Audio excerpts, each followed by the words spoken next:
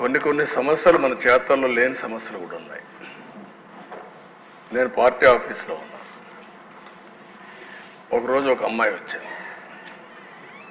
వస్తారే కళ్ళు నీళ్ళు పెట్టుకుని ఏడవడం మొదలుపెట్టింది. ఏంటమ్మా?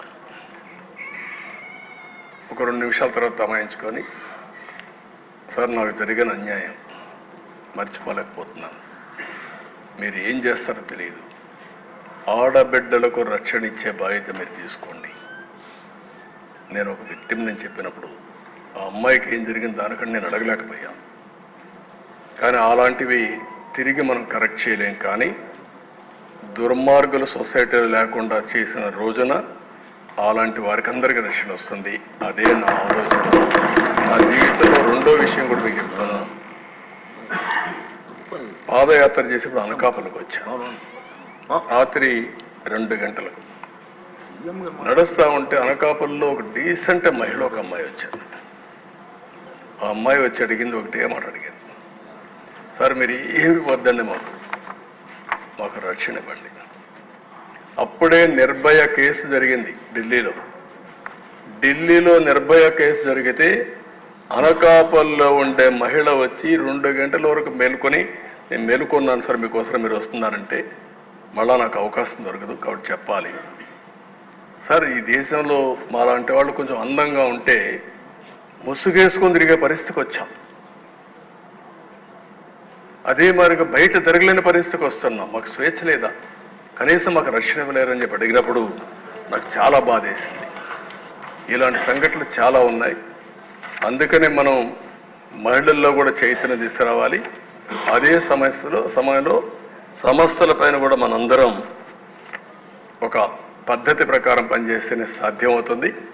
ఇప్పుడే మళ్ళీ ఒకసారి పవన్ కళ్యాణ్ గారు చెప్పినట్టు మీరు గుర్తుపెట్టుకోవాల్సింది, మనందరి మీద ఒక బాధ్యత ఉంది.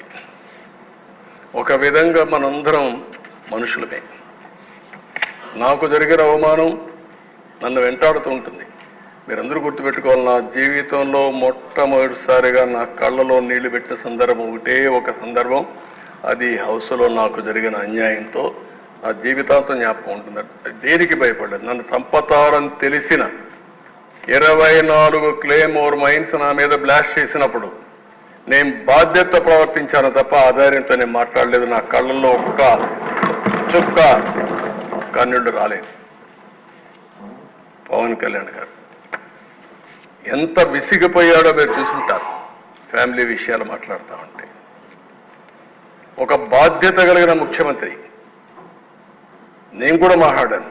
ఇది చూసిన తర్వాత వాడికి బుద్ధి రావాలనే ఉద్దేశంతో అలాంటి వ్యక్తులకి ఒక మాట అన్నాను. పవన్ కళ్యాణ్ గారు చాలాసార్లు చెప్పారయ్యా, ఆయన ఏది చేసినా చట్టపరంగా మ్యారేజ్ చేసుకుంటే తప్పులేదు, ఆ విషయం గుర్తుపెట్టుకోవాలి మీరు అని చెప్తూ ఒక మాట ఉన్నా. నువ్వు కూడా ఇన్నిసార్లు కలవరిస్తున్నావు, పోయి కాపాడు చేయాలని చేయబోయి అని చెప్పా. ఆనాటి ముఖ్యమంత్రిని ఇవన్నీ మాట్లాడుతున్నావు, ఎందుకు అనవసరంగా మాట్లాడుతావు, వ్యక్తిగతంగా తీసుకురావద్దు, కుటుంబాల వ్యవస్థ తీసుకురావద్దు. అదే నేను కోరుతాను. ఎక్కువంటే మెంబర్స్ ఉందని ఏ వ్యక్తి కూడా వేరే మహిళలకు ఏ మాత్రం కూడా వాళ్ళ మనోభావాలు దెబ్బతినే విధంగా మీరు పని చేయొద్దండి. ఎవరైనా సరే, అది మనం వరస్ట్ క్రిటిక్ అయినా సరే. సోషల్ మీడియాలో కూడా నేను అది కూడా చెప్తున్నా. ఈ రోజు నుంచి సోషల్ మీడియాలో చాలా స్ట్రిక్ట్గా పెడతా. అవసరమైతే మొత్తం అనలైజ్ చేస్తా. సెపరేట్ విభాగం పెడతాం. ఎవడైనా సరే ఆడబిడ్డల పట్ల అసభ్యంగా వాళ్ళు దెబ్బతీసే విధంగా కానీ మాట్లాడితే, క్యారెక్టర్ అసాసినేషన్ చేస్తే అలాంటి వాళ్ళని వదిలిపెట్టను. పబ్లిక్లో నిలబెట్టి ఏం చేయాలో చేసి చూపిస్తా డెమాన్స్ట్రేషన్. ఆ విషయంలో ఎక్కడా రాజీ లేదు. అయితే నేను మిమ్మల్ని కోరేది, ప్రజలు మనకు అధికారం ఇచ్చారు. అధికారం ఇచ్చింది ప్రతీకారాన్ని తీర్చుకోవడానికి కాదు. మళ్ళీ చెప్తున్నా, ఎమ్మెల్యేలు అవుతానని మనకు అనిపిస్తుంది.